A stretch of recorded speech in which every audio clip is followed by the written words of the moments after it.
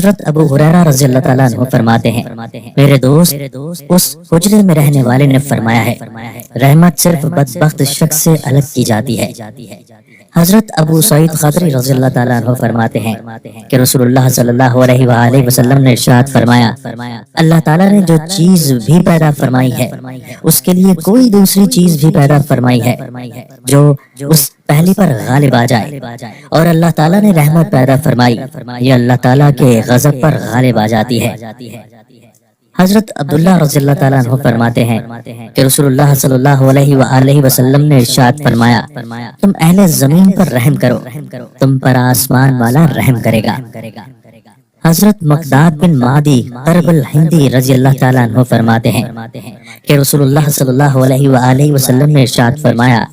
آدمی نے اپنے پیٹ سے زیادہ برا برتن کبھی نہیں بھرا، انسان کو صرف 3 لقمے کافی ہیں جو اس کی پشت کو سیدھا رکھیں، اگر زیادہ ہی کھانا ہو تو پیٹ کا 1/3 حصہ کھانا کھاؤ، 1/3 میں پانی ڈالو اور 1/3 سانس لینے کے لیے رکھو۔